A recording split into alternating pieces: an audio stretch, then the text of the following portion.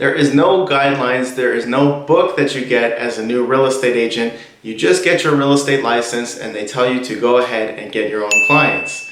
Now with that being said, it's not an easy start. I wish I had a little more guidance, however, I found my way. I want to help you guys find your way too. Here are 5 things that I wish I knew as a new real estate agent. Preparing and studying for the real estate exam is no easy task. You need to build a lot of knowledge, and that's definitely a good thing. However, it's not all of the knowledge required to be a successful real estate agent. Now, most brokerages, once you sign up, they just give you a phone and they give you a desk and they tell you to get to work and make some money. And this is no easy task, especially if you have 0 experience as a salesperson. Some brokerages are better at preparing their new agents than others. For example, I heard that Keller Williams is very excellent at putting new agents through a really good training program. However, most brokerages just tell you to go out and get your clients. And that is where it is up to you as a new real estate agent to build your skills and practice your skills and get knowledge continuously so you could be as successful as you can be and help as many people as possible.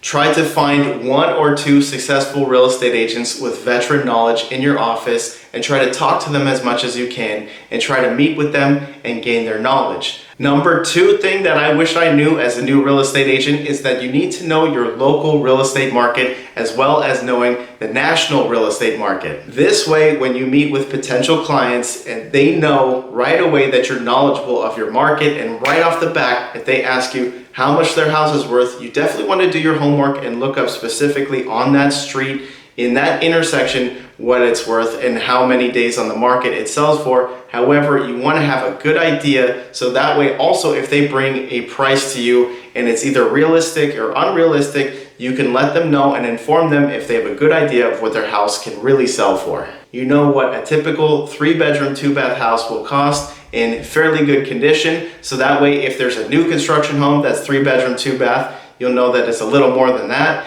You know that if there's a home that needs to be refurbished that's a 3-bedroom, 2-bath, it'll be a little bit less than that. And if it's more bedrooms, you can add to that price too. Nationally, when you know what interest rates are, you know if home price values more likely are going to go up or if they're going to go down. And also, when you know typically are more people wanting to sell their home or if more people are wanting to buy their home nationally, then you know more or less what's going to happen to your local market. Will those prices go up or are they expected to go down? Number 3, what I wish I knew as a new real estate agent is to partner up. It's definitely important for you to get your first few deals going as a new real estate agent. And unless if you know a few friends or family members who are looking to sell their home or buy a home, other than that, the best way to get your first few deals going is to partner up with an experienced real estate agent. This way you know that you'll be in good hands and you can ask questions along the way if you need help, and the whole process will run smoothly because it's with somebody who's experienced that has done it before.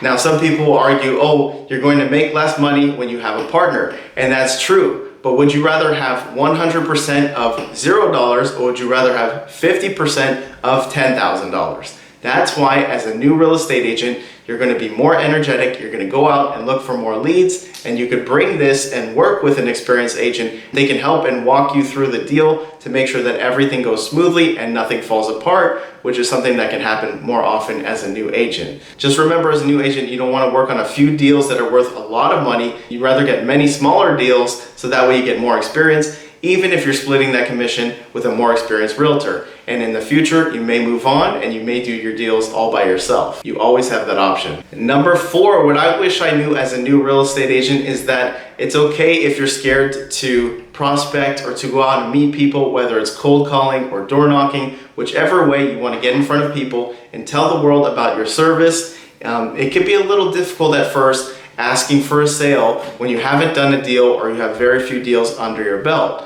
One thing that I did, I helped out with local community members who had different community services like the Goodwill, shoe drives for the homeless, and I was going through neighborhoods that I wanted to sell homes in, and I wanted to door knock, and I wanted to reach out to the people, and at first I was just giving out flyers for these different community events. So what that did was it was very low pressure for me, and it's also very low pressure for the prospective clients. I was handing out flyers to this wonderful local event, something that was donating to the homeless, something that was a charity event. Most of the people already knew about the event because most of the events I was helping out were an annual event, so they were excited to do that. And now they're associating me with this helpful community service. After I handed out the flyer, told them about the event, I just gently mentioned that I'm a real estate agent and that I'm there to help them with anything. And I just gently asked if they knew anybody who was looking to move maybe in the next 6 months or so.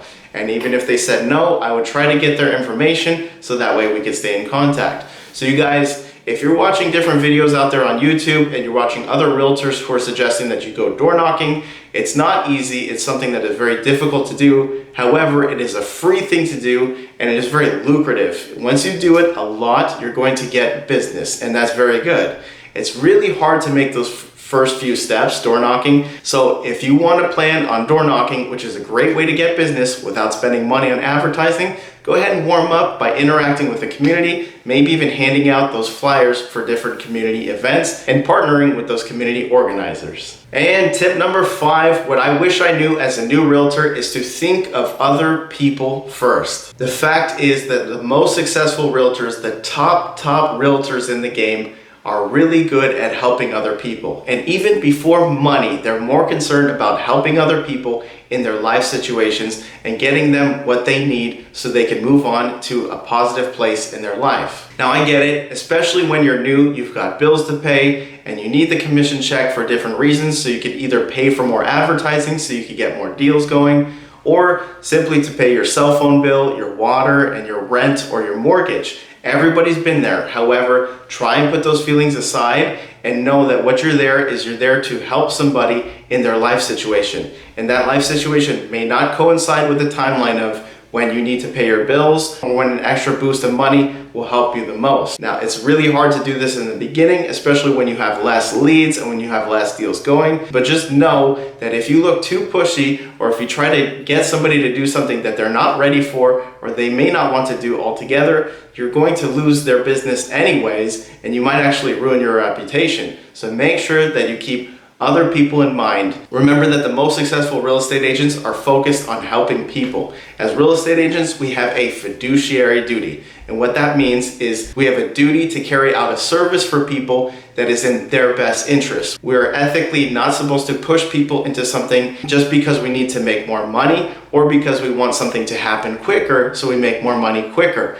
We are not allowed to do that. That's against our ethics. And at the end of the day, if we want to be really successful, we do it by making a lot of people happy. So keep that in mind. Bonus tip number 6 is to make sure that you get a transaction coordinator. There is a lot of paperwork associated with real estate deals. You, as a real estate agent, you don't have enough time to do all the paperwork that is needed to close every deal. That is why I highly suggest that you hire a transaction coordinator to help you finish and complete the paperwork and even keep track of what needs to be signed for each deal. Keep in mind, when you hire a transaction coordinator to do your paperwork, they don't get paid unless and until the deal completely closes. So if a deal follows out, just move on to the next one. You don't have to eat that loss. Also, remember, when you pay the transaction coordinator, it's just a small percentage usually of what your commission is, and what you pay them is more worth your time that it will take to go over all of the paperwork. Nowadays, real estate is very litigious. There are so many contracts and so many pieces of paper. You want somebody who's a specific expert that concentrates on that, and that's their only focus. That will help you go out and meet more people and get more deals going. You don't want to be bogged down with paperwork.